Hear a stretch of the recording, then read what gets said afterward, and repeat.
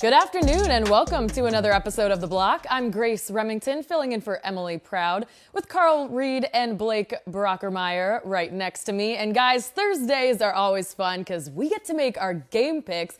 But before we get into those predictions, let's take a look at your standings so far this season. You're both even at against the spread picks, 7-7, but Carl with the slight edge here over Blake in straight up picks, going 10-4 over 9-5. Carl, how's it feel to be champ for the week? Well, you know, it's winning, nothing else. If you ain't first, you last.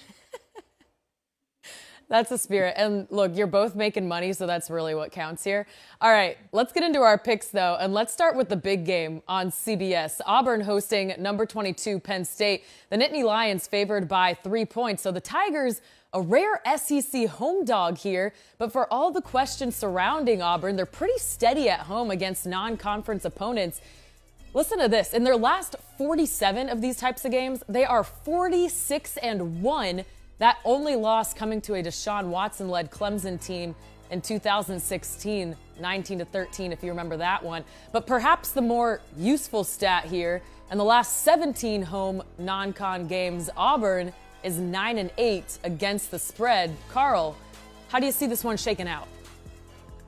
Well, this is an interesting game for both teams, and it's actually a lot of pressure, I believe, on both coaches for an early season matchup. When you look at everything that Brian Harsin went through last year with his football program in the offseason, there were wild rumors about them wanting him out. He's got to win a game like this at home against Penn State. Then when you flip the script and you go James Franklin at Penn State, he's a guy that has been talked about a lot the last couple seasons of being an elite level coach. You got to be able to go on the road and win a game like this. And so I think it's very critical for both guys and the trajectory of their program. Penn State is trying to get into that Big Ten title hunt, and Auburn and Coach Harsin is trying to steady his program and quiet some of the noise. But in this game right here, I'm going to give the slight edge to Penn State. I think that Penn State and James Franklin pull this one out 24-21. I'm really looking forward to this game. After last year's whiteout game, you're looking at another incredible environment. Penn State has been on the road against Purdue week one, so they've been tested a little bit, but nothing like they're fixing to see in the Plains this weekend. I expect Manny Diaz to run a ton of run blitzes against Tank Bigsby and Auburn's rushing attack to force TJ Finley to throw the ball. Finley's been mostly off and a little bit on this year, but they really haven't played anyone that is formidable. So they'll have their first big test at home this week. Penn State is going to see the best defensive line that they've seen this year. They've already allowed 6 sacks this year. And so that'll be a matchup to keep an eye on in the trenches. But I think it's going to be a really good game, a close game. It's going to come down to the wire. I like Penn State 23-17 with a road victory at Auburn. So a close game this year. It was close last year, too. Absolutely electric for the whiteout game in Happy Valley. Penn State coming out on top 28-20 in that one.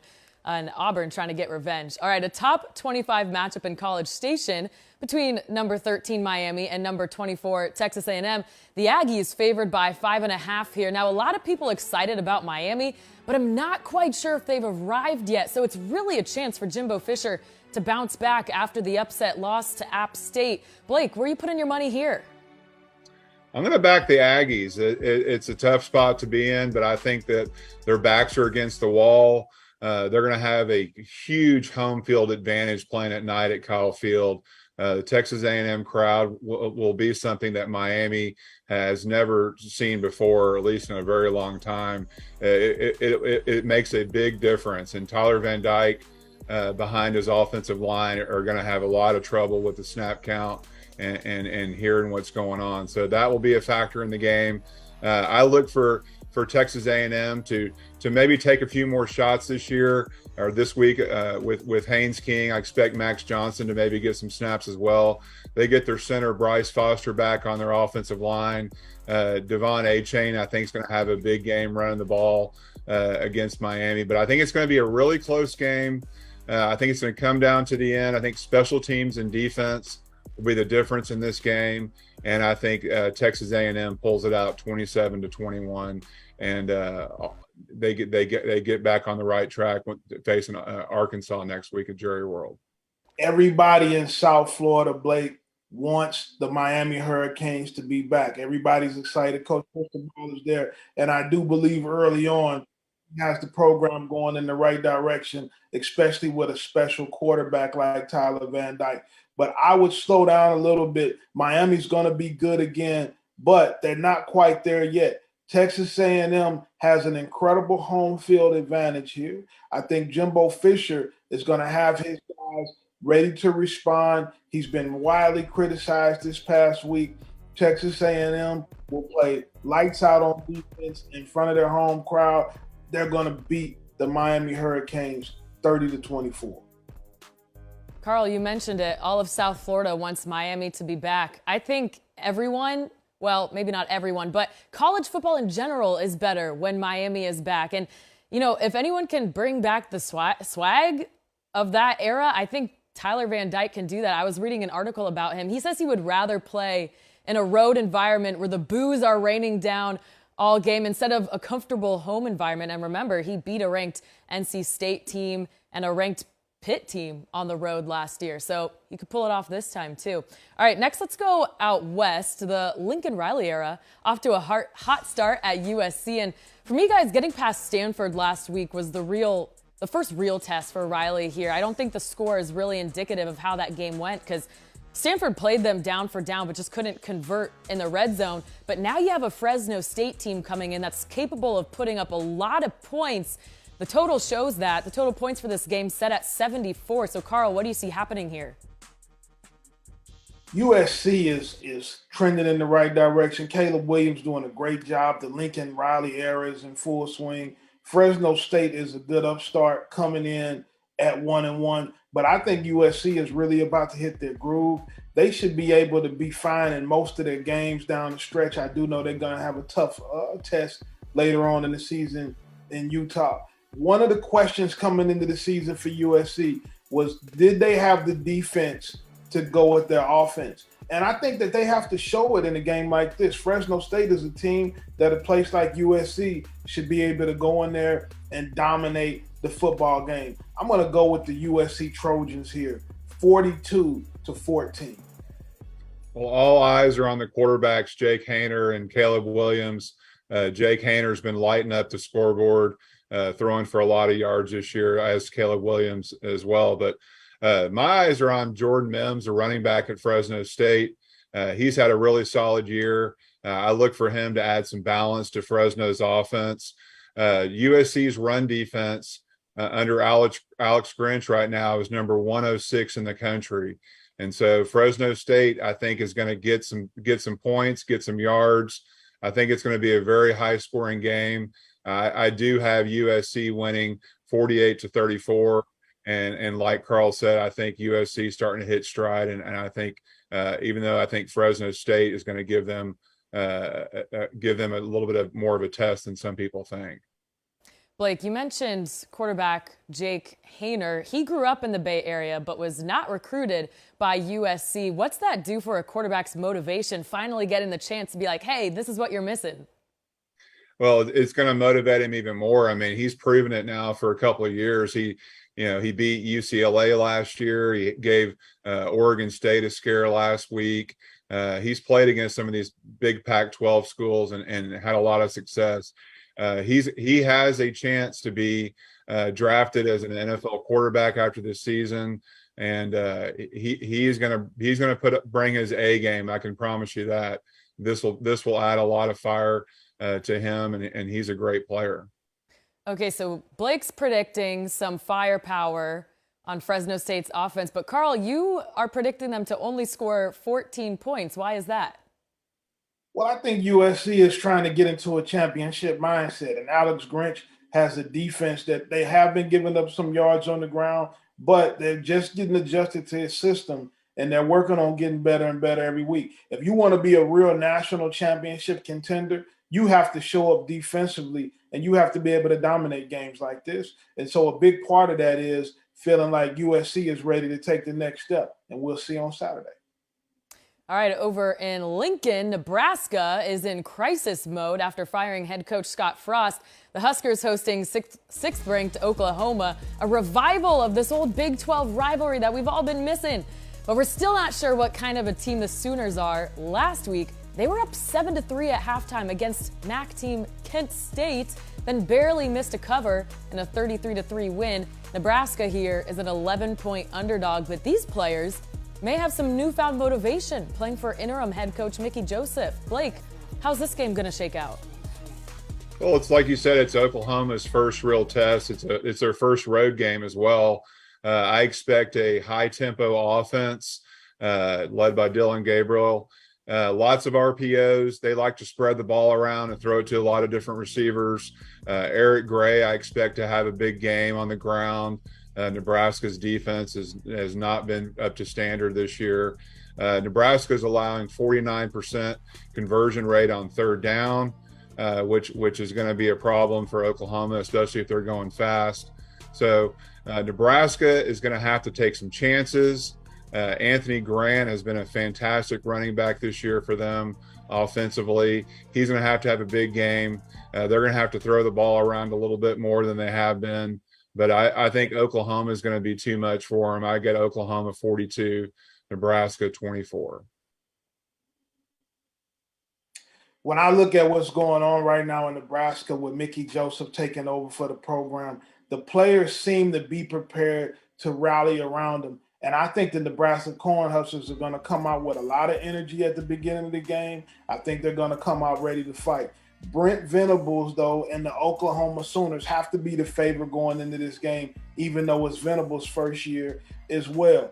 It doesn't surprise me that it was 7-3 at halftime against Kent State, because it typically takes the offense, especially the kind of offense that Jeff Lebby runs, a little longer to click than the guys on the defensive side of the ball. I think that Oklahoma has to come in here and establish offensive tempo early. And I think that Nebraska still has more questions than answers. I'm going to go with the Oklahoma Sooners right here, 35-14. So, Carl, you actually know a few people in the Nebraska program. Can you maybe share some of that insight with us? What's it like when you're trying to back up the interim coach now? Does that add any extra motivation? Well, Mickey Joseph is a locker room favorite, and he has been everywhere he's went. He's a dynamic recruiter. He's a dynamic coach, and now he gets the opportunity to audition not just for Nebraska, but for the entire country. Those guys want Mickey Joseph to be successful. He has been long overdue for his opportunity to be a head football coach, whether it's at Nebraska or whether it's somewhere else. He's been one of the elite minds in college football. He's been around some programs that have a lot of success. His brother has been a longtime NFL defensive coordinator as well. He comes from a football family. And he, too, also is a former quarterback for Tom Osborne at the University of Nebraska. He has Tom Osborne support as well. It's going to be interesting to see if he can right the ship and get an opportunity to stay. But those players do want to come out and play very hard for Mickey Joseph. That's huge. He knows what the glory days of the Tom Osborne era looked like. And Blake, I'm sure you've had experience like this in your playing days as well, when a coach that maybe you didn't really agree with his philosophy, maybe you just didn't get along with him overall, and he's out, and hey, another guy steps up that you really click together. What's that like for these players? Well, it can be a lot of motivation, because if you don't believe in a coach and his principles and philosophy, and he leaves and someone comes in that maybe you have more belief in, then the players think that they have a better chance to win the game. So Nebraska needs to come out early with a lot of juice, get the fans behind them. The Nebraska's got some of the greatest fans in college football.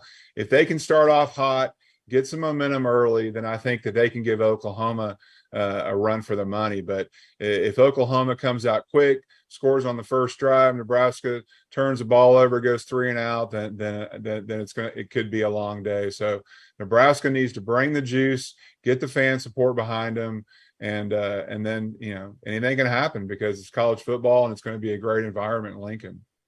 And remember that infamous stat under Scott Frost, Nebraska is 5-22 in one-score games. So this 11-point spread, I'm feeling pretty confident in a cover here. All right, now we got a coin flip game in Eugene, another top 25 matchup. Number 25 Oregon hosting number 12 BYU as a 3.5-point favorite. Oregon just put up a 70-burger against an FCS team, and BYU coming off a double overtime home win against Baylor. Carl, how's this game shaking out? University of Oregon is really tough to beat at home. They've won 20 home games in a row. Dan Lanning in his first year, he knows how important it is to get off to a good start. BYU has been solid, but they've typically, over the years, played better at home than they have on the road. Oregon is one of the tougher places for teams to come in and snatch a win. They're playing an exciting brand of football. Dan Lanning is starting to get the defense moving in the right direction. And hey, nobody's going to match up against Oregon the way that the University of Georgia did. I think Oregon is going to find its bearings and be really competitive down the stretch. I think this is going to be a close game, but I'm going to give the edge to the home team here. Oregon 28, BYU 24. Very underrated game. This game's not getting enough national attention, in my opinion, but this is a very tough spot for BYU to be in after an emotional win last week at home versus Baylor in overtime. I think, kind of like Carl said, this is not going to be Georgia for Oregon. Alston Stadium is a really tough place to play. Oregon seems to have a lot more juice when they play at home, which makes a lot of sense. But this is going to be a tough test. It's going to be a close game. Does BYU get Puka Nacua back, one of their top receivers? That's a question that will be answered on Saturday. But two really solid teams in the trenches. I like both of these offensive lines. I think Bo Nix's legs are going to be the difference in this game. I like them to pull it out late in Eugene, and I've got Oregon winning 31-26. You know, for all the hate Bo Nix gets, he's pretty consistent at home. Here's a stat that kind of stood out to me. In his career, he's 15-4 in home games with a 28-2 touchdown to interception ratio. On the road, it's completely the opposite, a 7-10 record with a 16-16 touchdown to interception ratio. So I think what we saw happen at Georgia is kind of expected. Unfortunately, Bo Nix was just born to lose to the Dogs, but Oregon, another chance. It's this stat making it look good for them at home. All right, that's going to do it for us on this Thursday's edition of The Block. We'll see you next week, Monday through Thursday at noon Central. For Carl Reed and Blake Brockermeyer, I'm Grace Remington. Have a great game day and happy gambling.